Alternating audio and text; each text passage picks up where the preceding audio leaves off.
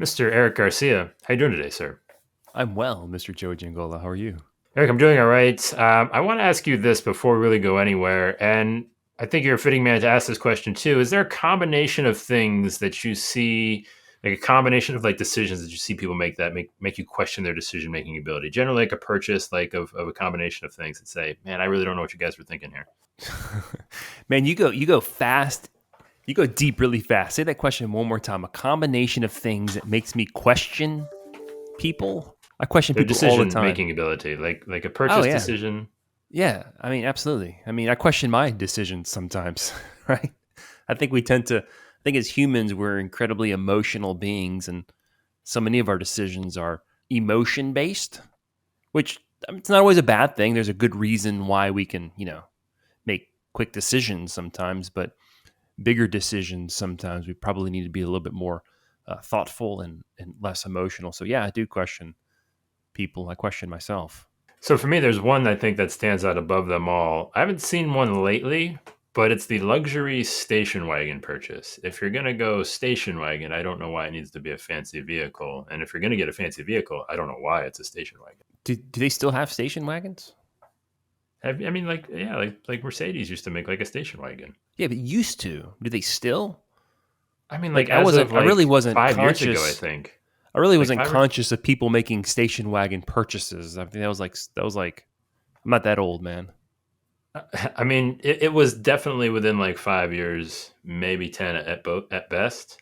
But I mean, it was like a classy, like It's like slim a down. hatchback kind of thing, kind of like It was like, I mean, they probably weren't going to call it a station wagon, but if you looked at it, you'd be like, "That's a station wagon." they call All those right, maybe like this is just me, but they that's like call those one like crossovers. Crossovers. no, it's definitely not a crossover. It was all right. Fine, we're going to agree to disagree on this one, apparently, Eric. So who make Um, but who makes that? I'm trying to think of that decision making process. Is that an emotional decision, or is that like thought out kind of like I'm going to go buy a luxury station wagon, or do you see it like, oh, I got to have that? I can't imagine that's the response. That's why I don't know. That's why I'm perplexed by the whole ordeal, and I can't understand why that would be a combination of things that you would want together that makes me question somebody's decision making ability. Did you stay up all night thinking of that question? No, I just write them down as they come to me and then save them. Yeah. Okay. Sorry I threw you for such a loop. Let's move this over to the insurance side of things, right? And as somebody that has paid attention to the industry at large for a while, and you occupy an interesting position, being we'll say commercial insurance adjacent at times from your normal chair. Is there decision making happening in that side of the industry that you often look at and think, I don't know if that's necessarily the right thing to do? Man, that's tough because I feel I'm a coastal agent down here in New Orleans, and I feel like there's the rest of the world or the rest of the country what insurance carriers do, and then there's coastal what carriers do down here. So there's a bunch of conversations that I don't even pay attention to because it has absolutely no relevance to me here down the coast. Even like in the insurtech space, like there's all these really cool stuff happening. I'm like, it doesn't solve one of my problems, so I'm not even going to pay attention to it. So are there decisions like how about like decisions to solve my problem down here on the coast, or not just mine, but like Texas, Louisiana, Mississippi, Alabama, Florida? You get the picture, as opposed to like another. I was having a conversation with someone the other day, another piece of technology to more efficiently write cars in the Midwest. Like, okay, there's 10 solutions already for that.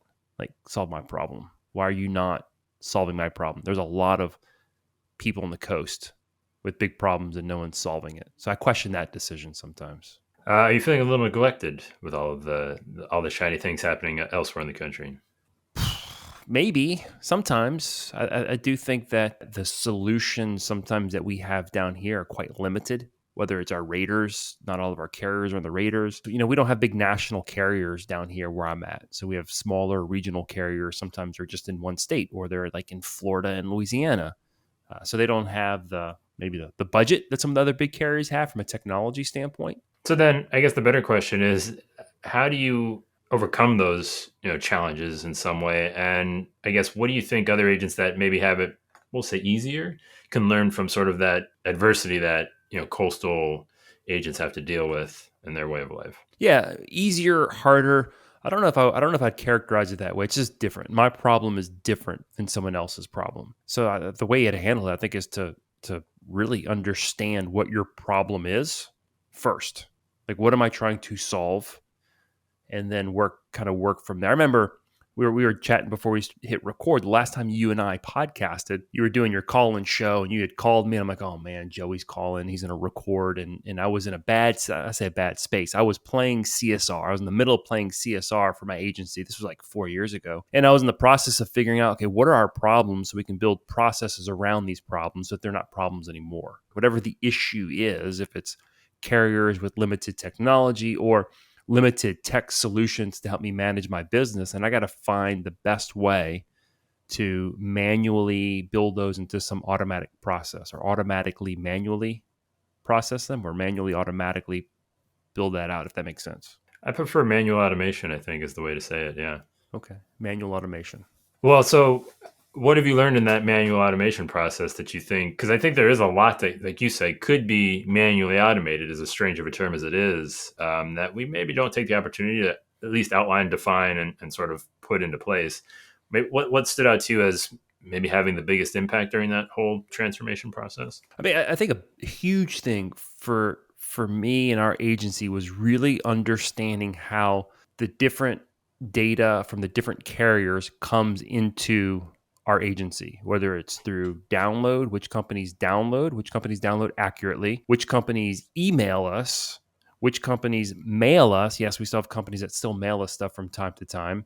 So really understanding how data enters our agency management system, whether it's automatic through download, or manual through an email that we have to later input, or an email from from some of our E&S carriers that we have to go and put all the data into our agency management system because there's no download. So really understanding the way the flow of data into our agency, to me, was fundamental in building processes. Well, that's interesting, right? Because there's a lot of lighting of torches and sharpening of pitchforks around how information is sent from carriers in the, we'll say the agent community. And there's only so much you can change so quickly, right? And so just accepting the reality of your situation, was that a bit of a, like, did that take a little bit to just say, listen, there's not a whole lot we're going to do here right now. Business still has to get done. I gotta make do with what's happening. Was there sort of a moment that helped flip that switch, and what happened, I guess, maybe as a result? Yes, I think early on there was a sense of trying to emulate other agencies, like, oh, how are they doing it? And I have to do it that way. Then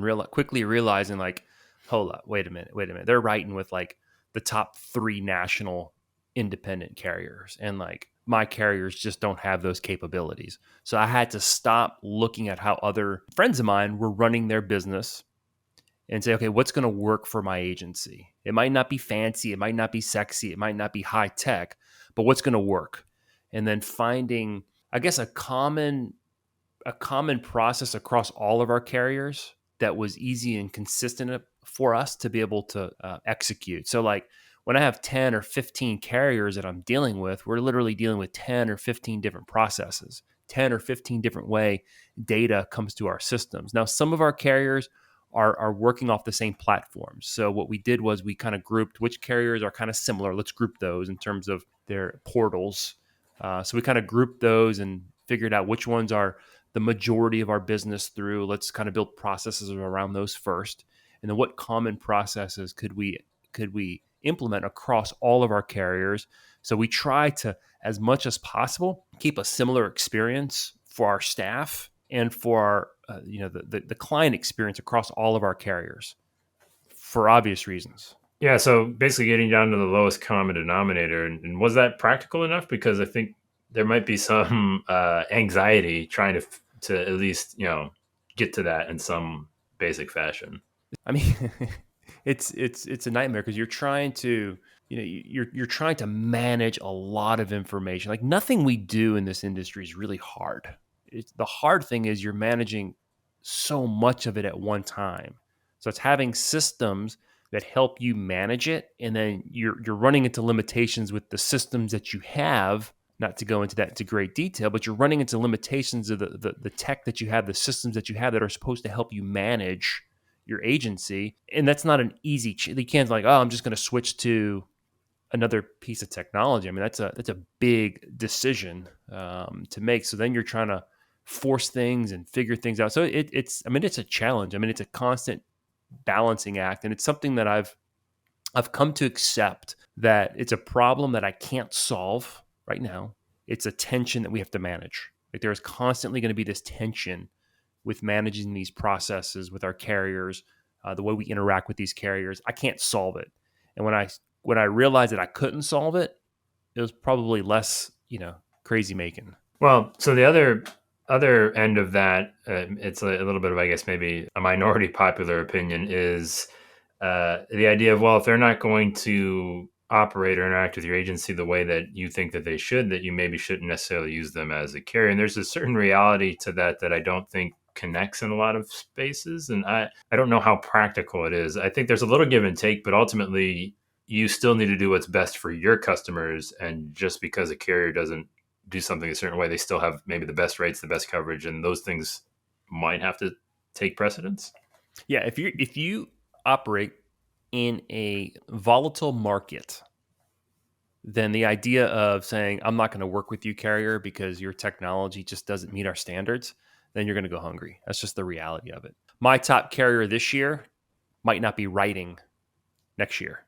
My top carrier this year may come in and across the board increase everyone's storm deductible to 5%. That's not a fun situation to deal with. My top carrier may come in and file for a 30-40% rate increase. You can't just make those decisions when you're in a volatile market in terms of I'm just going to write with one or two or three or four of these carriers because they fit my process. To a certain degree, you're kind of at the mercy of these carriers. Yeah, it's certainly a give and take. Has it ever made you, I guess, your eye wander outside of your sort of complicated neighborhood, your territory, and say, man, I could write some insurance somewhere where it doesn't do this all the time? Oh, Joey, I gotta be careful what I say here. It's made me do a couple things. One is, my God, can I sell this thing right now? And like doing the mental calculus, will I have enough to carry me? The second is, man, if we just became so super niche, maybe we can just simplify everything, like just work in one very specific niche. Then this carrier may work, or that carrier may work, may work. But I mean, those are two unrealistic things. I'm not selling right now, and New Orleans is not a huge market to be able to say I'm just going to go work this particular niche. And at that, again, being a volatile market, man, depending on what you're doing, we rely heavily on the E&S markets, and those change from year to year. If you had to, maybe, not that they're harder challenges than other agencies, but if you had to look at something that you often hear agencies in maybe milder climates struggle with, is there something that you think that, again, the difficult environment that you guys have down on the coast, is there something that you could say to those agents that maybe struggle with other things? Is there something that you have an advantage of that you've learned to sort of sift through that stands out above that you kind of constantly hear them maybe struggling with? Is there a piece of advice there that you would want to pass along? So advice that I would pass along to them based off of, yeah, probably not the most helpful advice, guys. Like, seriously, you're complaining about that? How about a category 4 bearing down on your, try having a conversation. How about this one? Try having a conversation with 90% of your clients in a 2-week period because they all want to file claims. Like, maybe you should, again, probably not the best advice, but like, seriously, you're complaining about what? Well, I mean, I think maybe we just started like an insurance gratitude hotline, or maybe perspective hotline, and maybe just if they're having a rough day, just call up Erik in New Orleans and No, see I mean, how it checks there's out. agents around me. I got friends who are in way worse situations, and from a claim standpoint, and kind of what they're dealing with post Ida. Man, I don't know. I would say, and it sounds like I'm beating a dead horse here. Just the importance of processes and systems. Like, processes and systems are in a way, if you don't have technology and you really haven't implemented a lot of technology into your agency, processes and systems are in a way a form of automation, in that when I do this task, these 6 things need to happen. So that's kind of, your you kind of have your pre-built workflows or templates, but building out processes are huge. And I would say this is making sure that your processes are stronger than your people. And that doesn't mean you don't hire people who are strong personalities, can think on their own. The point is that when you have a process and someone goes off of that kind of script, it's not highly automated or highly tech, then it becomes problematic creates further problems down the road. So making sure that people understand the processes and getting buy-in from your people on those processes, so they understand why they have to do it this way. All right, Erik, completely unfair question, but I'm only going to leave you with one process. You cannot have any others to run your agency. What's that one process that you're absolutely taking no matter what? Oh my gosh, man, I got to answer this on the spot. One process, probably my renewal process. Since the majority of our revenue comes from renewals, I would say forget sales processes, forget anything else. I need to make sure that that 70 to 80% of my revenue, which is renewals, comes through the door. I think you did all right with that. That was a good answer. That's good. You like that? Okay. Yeah, that was good. All right, Erik. Well, I got 3 more questions for you. 3 more. And oh my gosh. And the first one, very simply, what is one thing that you hope you never forget? One thing that I hope I never forget: the importance of relationships. All right. Is that good? Anything else about the relationships? I mean, that relationships are more valuable than commissions in the door. They're more valuable than my bank account. They're more valuable than any worldly possession. Now, on the other I felt side like of this that, is a speed round, so that's why I answered so quickly. Oh, that's all right. I mean, relationships, this is not a feel speed free round. to Okay. elaborate So a little bit. I have time? Okay. You can elaborate. I mean, I'm not holding your feet to the fire just on 3 words or anything here. Okay. Now, on the other side of that, Erik, what is one thing that you still have yet to learn? That's probably a better question to ask my wife about me. Well, one thing that I have left. Oh my gosh, that's a hard one, Joey. Man. I mean, it doesn't have to be the ultimate one. It just could be a thing that you still have yet to learn. So presently, my present situation is how to, in Adobe Premiere, when I'm editing something, how to take one file that's like a long file that I'm going to use multiple times in multiple videos, how to repurpose those across multiple videos. I've yet to learn that. All right, Erik. Last question to you, sir. If I were to hand you a magic wand of sorts to reshape, change, alter, speed up any area of insurance that might be pertinent to your geographical location, what is that thing? What's it doing, and where is it going? Oh, this is a good one. So it's a little bit probably not what you were thinking, but it has a huge impact on insurance. If you could wave a magic wand and drop the ocean temperatures by 6 degrees or 7 degrees, you would make my insurance life so much easier. Was that okay? Was that an okay answer, Joey? I mean, yeah, it's certainly in very firmly in magic wand territory for sure. Okay, how about this one? I'm a little bit more realistic, not realistic, but more practical. I want you to wave a magic wand so that all the carriers that we write homeowners insurance with are on my radar. Erik, this has been fantastic, sir. I'm going to leave it right there. Thank you, Joey. Appreciate it.